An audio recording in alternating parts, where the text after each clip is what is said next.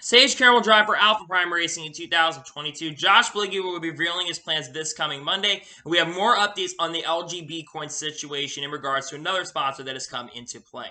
What's going, guys? It's Daniel, and welcome back to our video. We've got a ton of NASCAR and other motorsports stories discussed here today on the channel. Let's go ahead and just jump straight into those really quickly. We've got one paint scheme to first take a look at. That paint scheme is Ricky Stenhouse Jr.'s 2022 Sweet Leaf scheme. While I'm not overall a big fan of the color scheme, one thing I will give this company and this sponsor is one, I think it's one of the better ones just because one, the number plates that I think is in a really good position. I think JC Doherty Racing did a really good job on the number plates. But another thing I really do like, I do like the red number on the car. So it's not a terrible paint scheme, and I do think they use the sponsor utilization pretty well in my honest opinion. So I'm glad to see that a new company's in because this is the first time that this company is working with them. So I'm overall very happy to see that that's happening. Glad to see a Sweet Leaf will be sponsoring, and I think the paint scheme looks pretty decent in my honest opinion. And now we're going to jump on to the next story of today's episode, as we're going to talk about units moving and portable storage, as they will be sponsoring Timmy Hill for 6 races at Hills Motorsports in 2022. Really awesome to see any Units Moving is going to be sponsoring once again. I believe that Units Moving has sponsored this team in the past, so it's really cool to see that they are upping. I don't know how many races they sponsored last year if they did, but it's really cool to see that a company like Units is continuing to work with Timmy Hill, and it's good that they're having more races. I do believe that Hills Motorsports is planning at some point to have 2 cars. I know for sure they're going to have 1 full-time car next year, especially with upgraded parts next year. I think they're getting stuff from KBM and stuff and getting a partnership with Toyota next year. So I think this is really awesome, really cool, and I'm happy to see that Units Moving is coming on. So I think it's really cool to have a sponsor like them, especially like them, to come up and race in 2022. Really excited that they're sponsoring in 2022. And now we're going to go ahead and jump on to the next story of today's episode, as we're going to talk about Landon Pembleton. As it was announced yesterday that Landon Pembleton will be joining Venturini Motorsports in 2022. Number was not announced for Landon Pembleton, but he will drive in 3 main ARCA races in 2022, those being at Elko Speedway, which will be his debut in July, the Milwaukee Mile, and then he'll race at Toledo, which is, I believe, the season finale for ARCA, and then he'll run the ARCA West season finale at Phoenix as well. Landon Pembleton, I believe, just won the recent Valley Star 300 at Martinsville Speedway. He's a 15 or 16-year-old hotshot who a lot of people have had their eyes on just because of how good he is. And I think he's someone that definitely is going to be watched, especially at these short track races, especially in a really good car. Again, you can't have really insane expectations for a guy like Landon Pembleton, just because the fact that just because Landon Pembleton is a driver that, is a younger, and he's going to have a lot to learn, and the ARCA is a lot different than the late model series. But hopefully his talent can really back it up, and I think he's got potential to do really good things in 2022. So I hope he can do really well next year, because I like seeing new drivers come into play, and like I said, I'm very happy to see that Landon Pembleton will be racing Venturini next year. Good luck to him in 2022. And now we're going to jump on to the next story of today's episode, as we're going to talk about Austin Dillon. As Austin Dillon has become a general manager of a PBR team called Carolina Castle, will be built in Winston-Salem, North Carolina. To give it the backstory, the PBR basically is a professional bull riding organization. So they're basically building a professional bull riding team in the Winston-Salem area, which is going to be called the Carolina Castle, and Austin Dillon is going to be involved in that.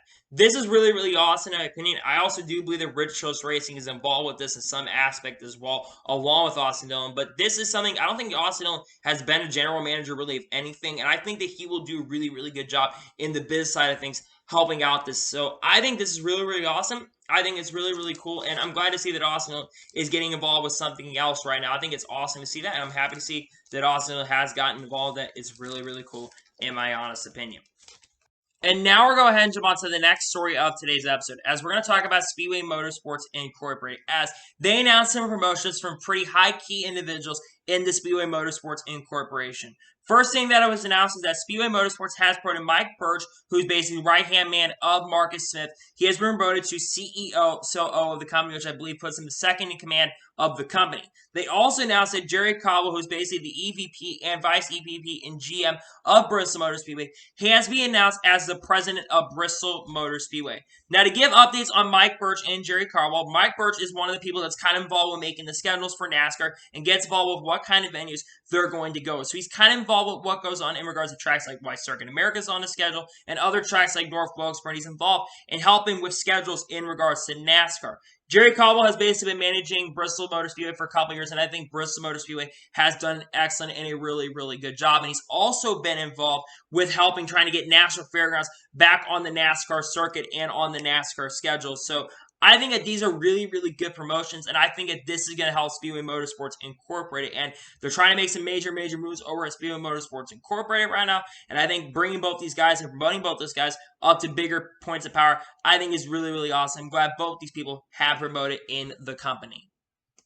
And now we're going to go ahead and jump on to the next story of today's episode, as we're going to talk about Chip Ganassi Racing. As Chip Ganassi Racing's 2022 Rolex 24 lineup was officially revealed this morning. There will be 2 cars and 2 entries for their event. Some drivers have already been announced, but this is the finalized lineup for the Rolex 24 at Daytona. The 01 car, which is probably going to be the main car they use all year, they will have Renger Van de Zand, who will return to the team this year, Sebastian Bourdais, Scott Dixon, and Alex Blow, 2 of the guys from the IndyCar team, will be driving the 01 car. Then the other car, the 02 car, will be driven by Earl Bamber, Alex Lynn, Kevin Magnussen, and Marcus Ericsson. So all three of the main well, there's 4 or 5 guys who will drive a Chip Ganassi, but 3 of the 4 Chip Ganassi drivers in IndyCar will be driving on this team as well. Looking at these lineups, you've got IndyCar champions on here. You've got prototype champions here. Guys who've won the Rolex 24, champions of other leagues that are racing in this group. You've got a really good combination of drivers right here. And I think that Chip Ganassi Racing,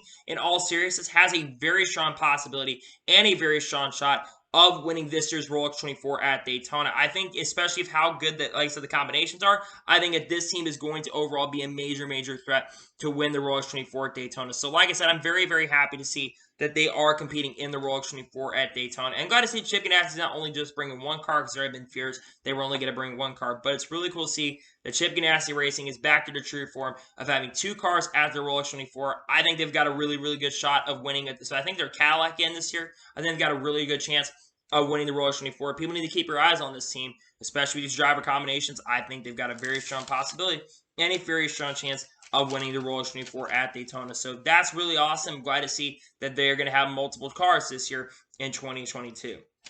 And now we're going to go ahead and jump on to the next story of today's episode, as we're going to talk about the clash at the Coliseum.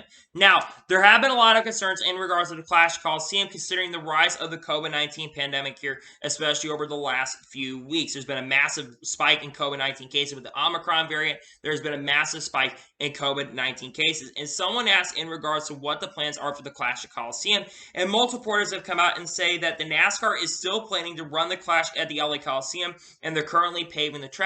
And then there was a report recently, I think from Liz Moulton, that came out, says that there are no plans as of right now to change the sporting guidelines despite the rise of the COVID-19 cases. Now, a lot of this is because of the concerns recently about the potential of the Super Bowl moving out to Dallas due to the fact that in Los Angeles right now, there's a massive spike of COVID-19, and they're looking at potential backup plans right now if the Super Bowl cannot go. However, one thing that is an disadvantage for the Super Bowl compared to the NASCAR is it is an indoor event compared to an outdoor event for the LA Clash. I do believe that you have to have a vaccination card to get into the event, and you also will be required to wear a mask in the LA Coliseum race. I'm not sure if any other races are going to require us, but for sure in the LA Coliseum, you're going to have to basically be required to wear a mask. And again, things can absolutely change over the course of the next few weeks. I don't think anything's going to change. As of right now, we're 30 days away from the LA Clash, which is the start of the season.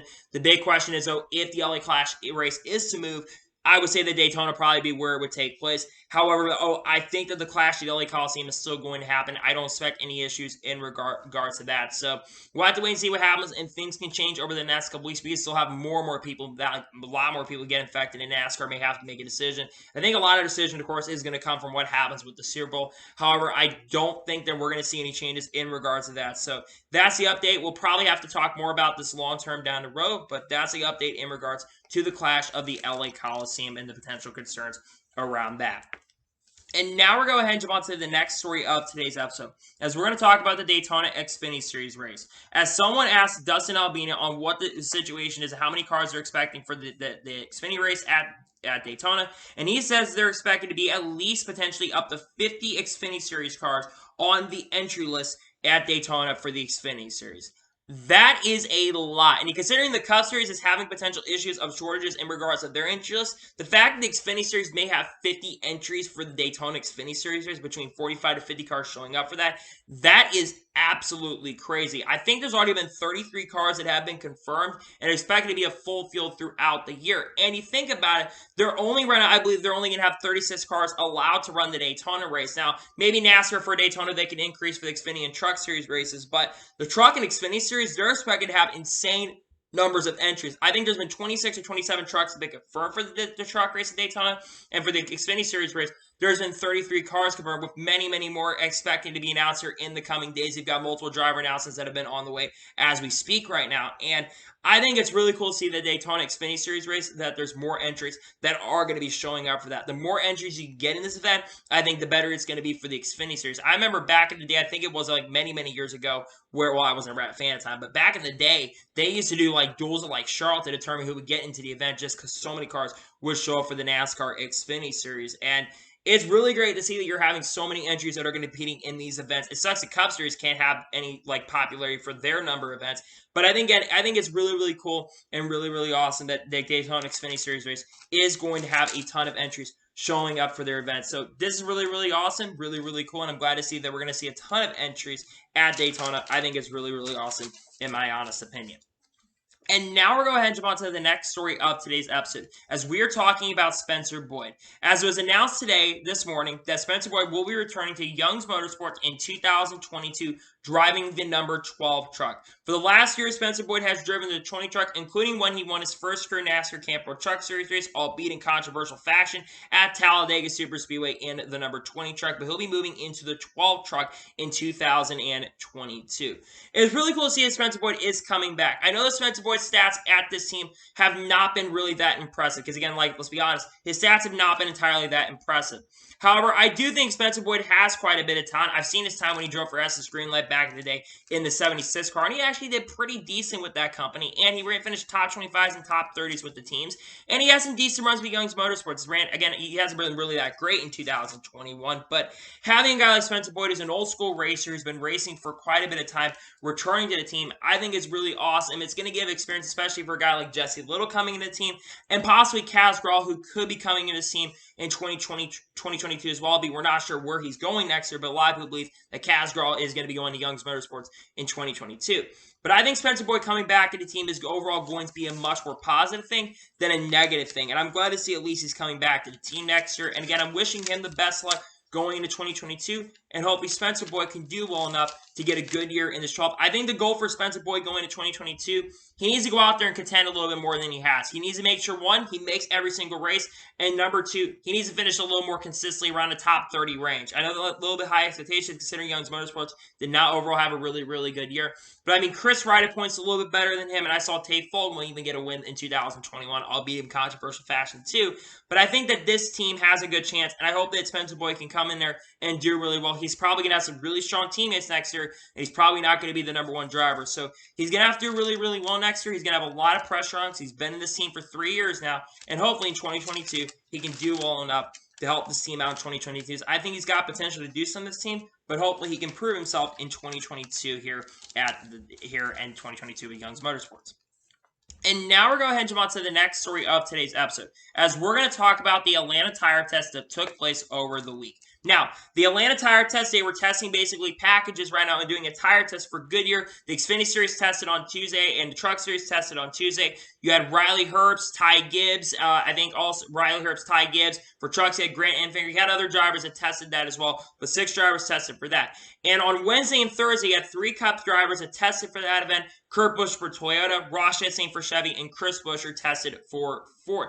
And the drivers had interesting comments in regards to this Atlanta tire test. Remember, they reconfigured the track very, very recently, so that's why they had this Atlanta tire test in the first place. Here's what Kurt Busch had to say about it. Kurt Busch says it's completely different, a clean slate. We're all doing all these different Speedway style adjustments, which we've never done before at Atlanta Motor Speedway, and says that it will draft like Talladega. He did mention, though, that there is potentially one concern about potentially with how short the dog leg is, that potentially we could see a lot of massive problems with that. Ross Chastain also talked to the media, and he said that this is his first Goodyear tire test, and it means drafting and super speedway style. I mentioned drafting and super speedway style racing. He says it's going to be unlike any Atlanta race you have ever seen because of how Atlanta has been for the last 25 years, how bumpy it is. I'm not a big fan of the Atlanta review. I'm basically at this point kind of like, I'll basically believe what I'll see. Again, I'm kind of in a different position on this because Atlanta Motor Speedway, remember, they reconfigured the track to basically 28 degrees of banking, which is only 3 or 4 degrees less than Daytona. So it's expected, while it's not confirmed what the package is going to be for it, it's expected to probably have the super speed, whatever comes out of Daytona, because remember, there is going to be a Daytona tire test coming up here very, very soon. As a matter of fact, that's taking place on the 11th and 12th next week.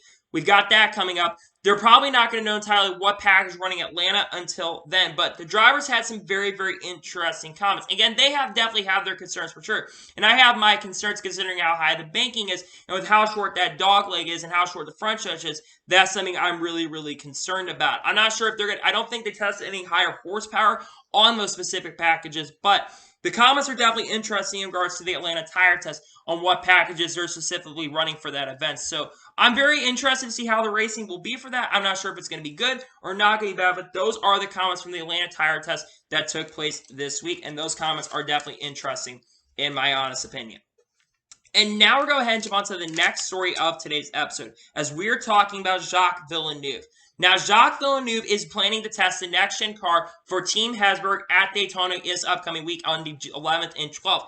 And he has some very interesting thoughts, and he said what his plans are. He says that the goal is to participate in this year's Daytona 500, and he basically, of course, just tested the next-gen car. He said he wouldn't be just going out in Daytona for a show. He basically is going out there. He wants to compete in the Daytona 500. Now, Jacques Villeneuve has not ever made it to Daytona 500. The last time Jacques Villeneuve did attempt the Daytona 500 was in 2008. Unfortunately, crashed out in that event. I think got involved with, the 34 another car. I think the 34, the 38 car with Todd Gillen, David Gillen, back in 2008 when he attempted to make the race for that team in 2020 and 2008. And looks like he'll be testing for the Daytona 500 as well. Now, unclear if a lot of people have been questioning, will he be able to get clearance to run the Daytona 500? Trust me, he's an Indy 500 champion. He's won the Indy 500. He's won the Formula 1 championship, and he's won an IndyCar championship as well. He's going to get clearance regardless of everyone's opinion. He's going to get clearance. I think a lot of people have really bad notion on Jacques Villeneuve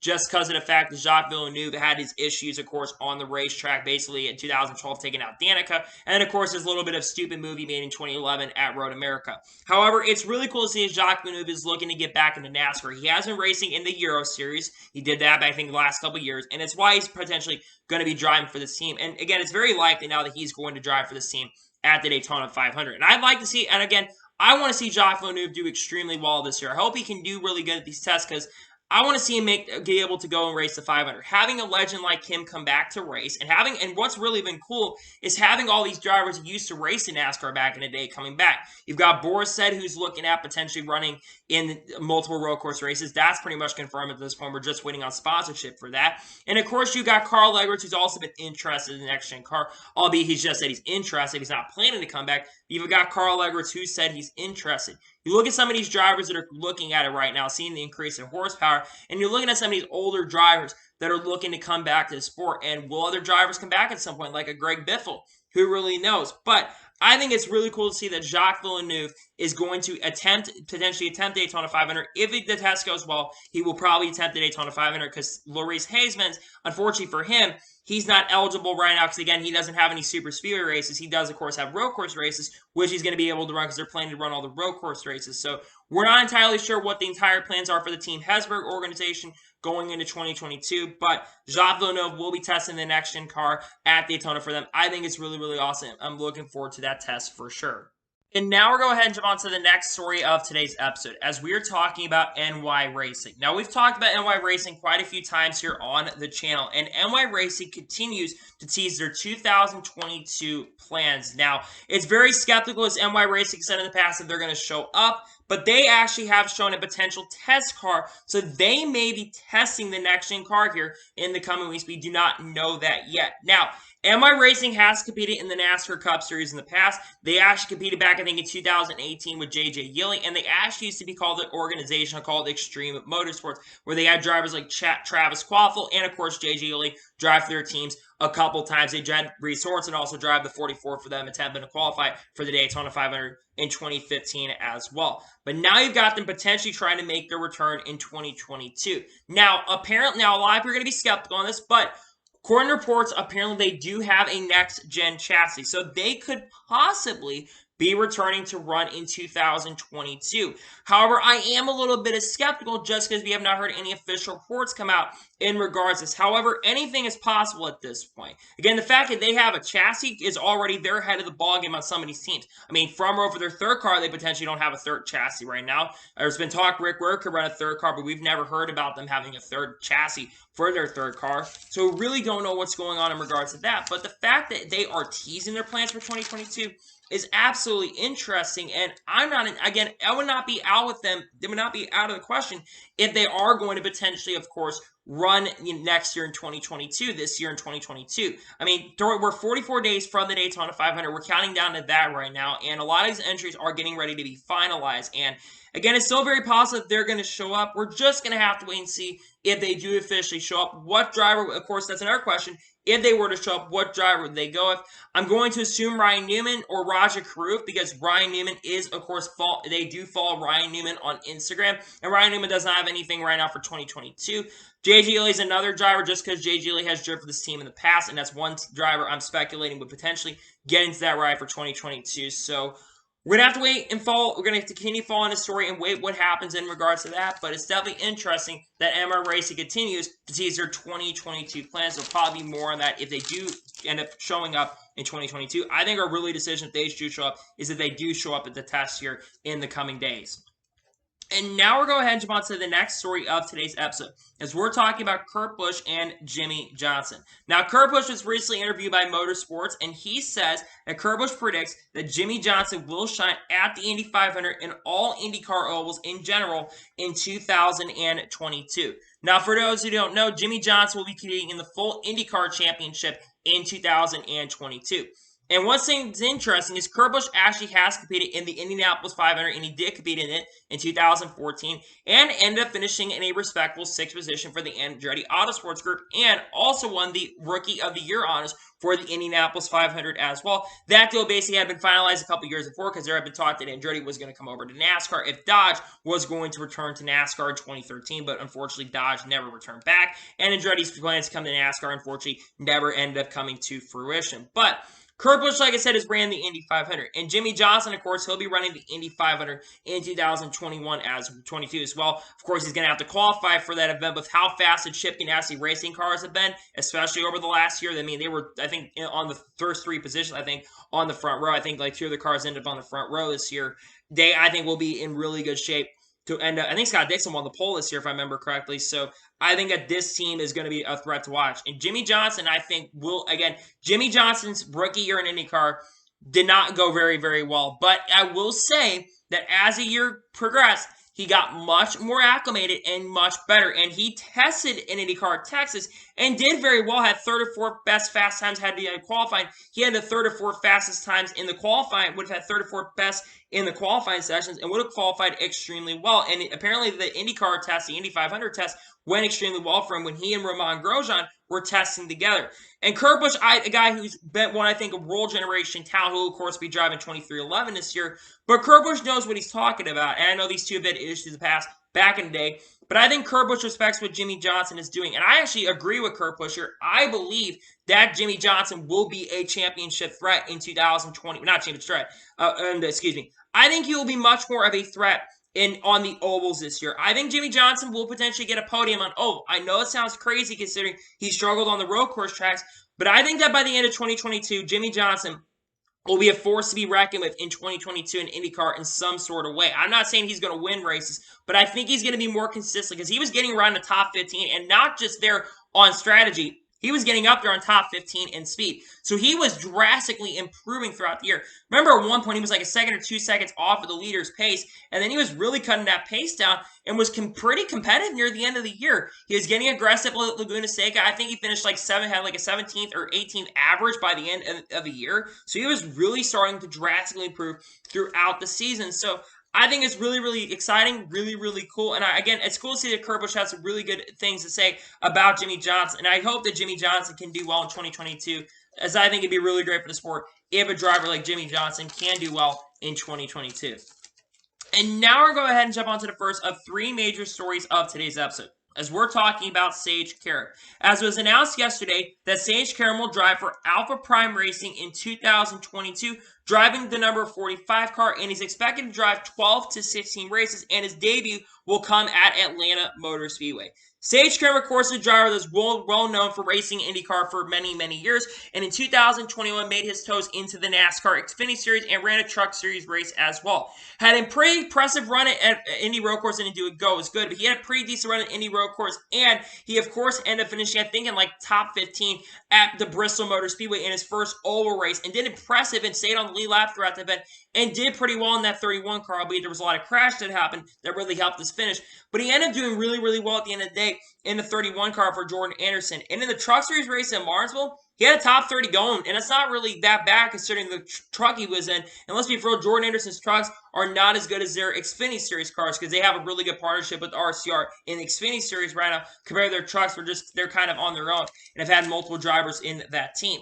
I think this is a really good career move, and I think that Alpha Prime Racing is getting a really strong team going into next year. Of course, you're going to have Tommy Joe who's going to drive a few races, Cesar Baccarella. You're going to have Andy Lally on this team next year. You're going to have Roger Carruth, and now you're going to have Sage Karam. And not to mention, Sage Karam, of course, is going to be attempting to qualify for the Indy 500 this year, and he's going to be teammates with Santino Ferrucci at Dry Ryan Bowl Racing next year. So you got a good combination right there. But I think that Sage Karam is going to surprise a lot of people next year. He's a driver that I think will do really well, and I think having more focus on NASCAR right now is really cool. And that's one thing that's really, really cool, too. What I've been noticing is over the last couple of years, at least especially last year or so, we've seen a huge movement of IndyCar drivers coming over to NASCAR.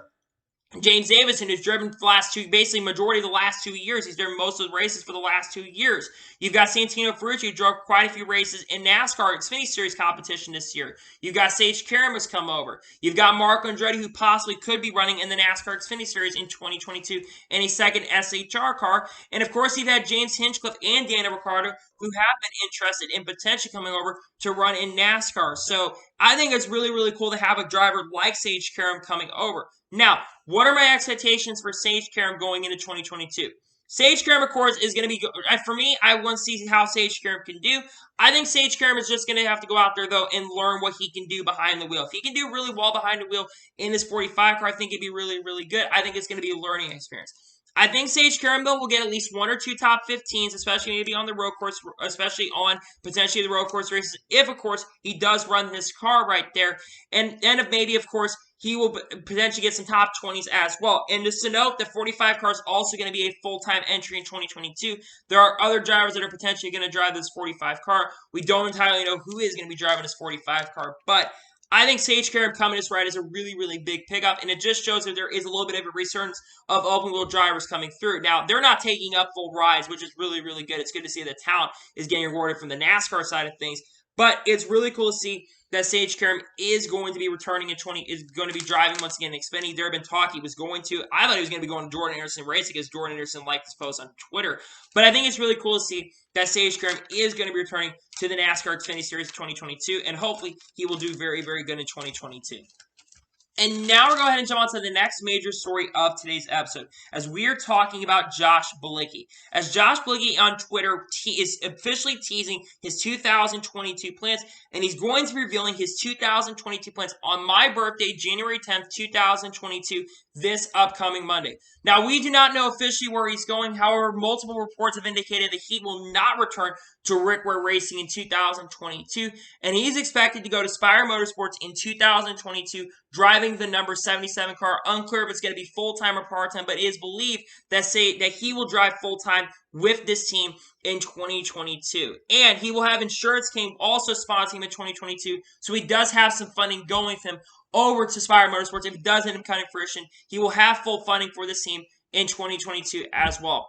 When I think of Josh Bilicki, and think about this, Josh Bilicki is only 26 years old. I didn't realize he was that young. Josh Bilicki is only 26 years old, and in my opinion, he's driven for Ricker Racing. I know that his runs have not been impressive, but you also have to remember that Ricker Racing is not overall an amazing organization. So their organization is a little bit inferior compared to Spire Motorsports. And when you look at Ricker Racing compared to Spire Motorsports, yes, of course, Ricker Racing is going to be getting upgrades from Stuart Haas Racing in 2022, but they're not. I don't think they're going to be a top-tier team next year. I think they're going to be improved, but they're not going to be a top-tier team going into next year. When you look at Spire Motorsports, especially in the second half of the year, they were really starting to improve. Now, of course, I think in 2021, they kind of struggled just because they were having issues with equipment, and them having the lack of practice qualifying, I think affected their team.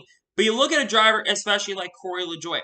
Corey LaJoie was drastically improving in 2021. He was starting to get statistically contend for top 10s and top 15s and was showing a lot of progress and a lot of speed. And Josh Bilicki, and everything you know about him, he had less CNS than guys like Alex Bowman and both the Busch brothers and other drivers in this series as well. So he was much more consistent in finishing races. I only think he had maybe 1 or 2 DNS throughout the whole 2021 year. So he's a driver that also can take care of his equipment as well and be really careful of that, and especially with the next-gen car, with the lack of supply right now and issues with the supply chains right now. I think having that right there is really good. Have a driver like him who's really clean with their equipment. I think having a driver like him will be really, really good. Now, if he does finalize this team, how well do I think he will do? I think it's honestly going to be really, really impressive. I think Josh Bilicki will contend for some top 20s and some top 25s. I know that's the low expectations, but I think Josh Bilicki will do pretty well in this 77 car. And I think having 2 full-time drivers on this team next year, having Josh Bilicki be there, of course, a younger driver, having Corey LaJoie, you're going to have 2 drivers you can really look at the future and have 2 drivers that can really build your team up. And these are 2 drivers to build around it. Of course, I think the main focus, of course, will go to Corey LaJoie because Corey LaJoie has driven this team in 2021. He did pretty well with this team. But I think having Josh Bilicki there, if he does end up going there in 2022, having a guy like him over that team is only going to help this team going into 2022. So, like I said, I'm very excited to see that Josh Bilicki has got something for next year. I think Spire is a better team than Rick Ware right now, and I think he absolutely deserves this opportunity if he does officially get finalized to this team in 2022. So, his plans officially get revealed on Monday, and it's likely that he will end up at Spire Motorsports in 2022. But we're going to have to wait for the official word to come out here in the future.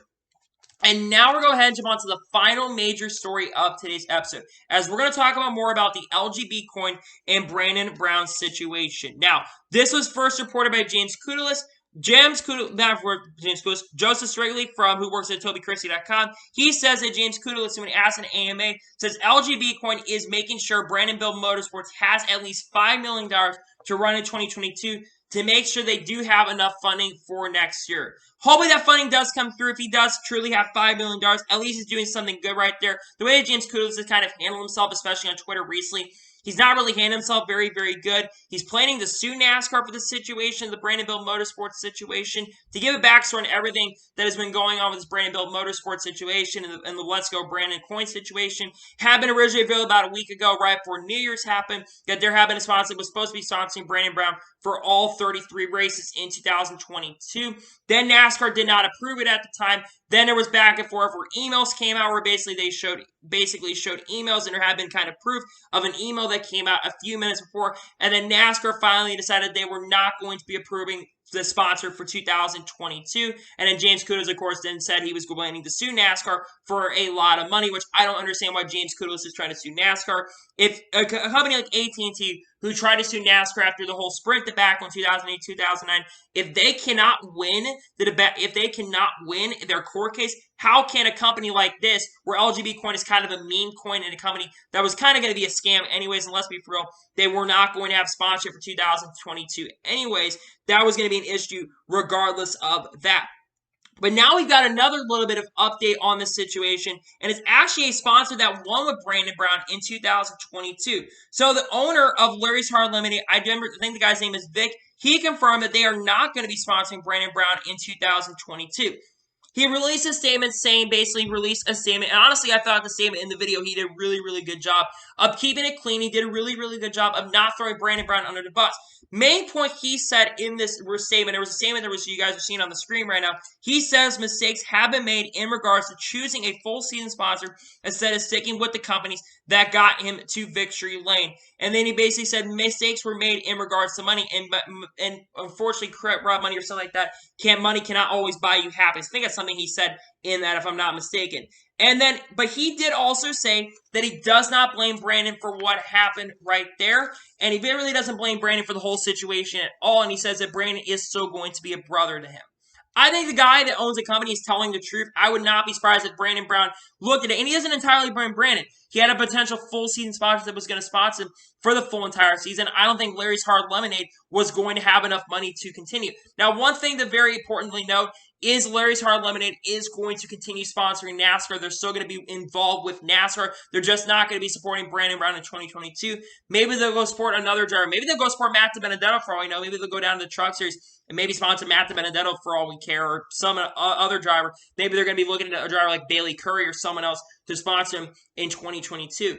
But what I find interesting, you have a sponsor at Larry's Hard Lemonade that's saying that we would have been committed to working with Brandon Brown. And what's really interesting is Brandon Brown said this, like I think about a week ago, about 2 or 3 weeks ago, that he was having trouble finding sponsors. But you have a company with the whole situation, with the front stretch interviews and stuff, you have a company that is still willing to work with Brandon Brown. And again, don't hate the player, hate the game. I 100% understand what Brandon Brown was doing in the situation, because he thought he was going to have a full season sponsor. But NASCAR told them that they were not going to allow that sponsor in November. So we could have avoided this situation altogether had, of course, NASCAR not basically, of course, they decided, hey, we're not going to, it's tough to say for me, but they would have basically said, hey, we're going to have Larry's Hard Lemonade sponsor you. So this situation overall is really, really unfortunate. And the more we hear about the story, the more messier it gets. I really kind of want to be done talking about this story, just because this story, again, it gets me views, don't get me wrong, but I kind of overall want to be done talking about this story, just because this whole situation has just been really, really messy. The more we hear about the story, the more messier it gets. Again, we know the story right now. NASCAR told them that they were not going to sponsor. Of course, like I said, you got the company that's trying to sue them. And now you got Larry's Hard Lemonade saying, hey, we were willing and we're going to be committed to sponsoring them in 2022. So overall, the situation is really, really unfortunate. And we know right now that NASCAR is looking to ban political sponsorships in the sport. It's been reported by Adam Stern to multiple people that they're looking to ban political sponsors overall. And I think that we need to overall ban them. Another thing I want to say, and I've noticed this every single video, we would have never been in this situation with the LGB coin or this old tobacco with sponsors had we never done the front stretch interviews. I've been saying this from the beginning. I'm not a major fan of front stretch interviews, and I do hope starting in 2022, and I hope both our TV networks understand, that being NASCAR and NBC and NASCAR and Fox, I hope and pray that they can go right ahead and just stop doing front stretch interviews altogether and go to victory lane. Because I will tell you right now, another thing that I think is going to happen is, especially in about a month from now at Daytona, it wouldn't surprise me at the LA Coliseum, even though LA Coliseum is in California, which is where a lot of Democrats live. I think it's very, very possible that you're going to hear a lot of Let's Go Brandon's being said. I think you're going to hear a lot of people having t-shirts of Let's Go Brandon, and I think you're going to have a lot of people saying Let's Go Brandon at Daytona 500, unfortunately, which is going to give NASCAR a very, very bad name. NASCAR, of course, is trying to ban political sponsorships, so we'll have to wait and see how NASCAR does go ahead and ban political sponsorships, but this whole situation is just really, really frustrating, and it's frustrating to see for sure, in my honest opinion. So, anyway, that is today's motorsports and NASCAR news video. I want to thank you guys for watching. Please subscribe to the channel, turn notifications, be notified when a video does go live on my channel. Follow me on Twitter, Facebook, and Instagram, and support me on page as well. Let's go over that and combo your thoughts on today's video. What are your thoughts about the Let's Go Brandon situation and the LGB sponsor and the other sponsor, Larry's Hard Lemonade, basically saying that they were planning to sponsor him in 2022 and that basically Brandon Brown kind of took a bad step on him? Let me know in the comments below. And what are your thoughts about Jacques Villeneuve potentially going to Spire Motorsports in 2022? Let me know in the comments below. Anyway, like I said, I want to thank you guys for watching today's video, and I'll see you guys next time for some more great and awesome NASCAR and other motorsports content on the channel like this. Take care, everybody.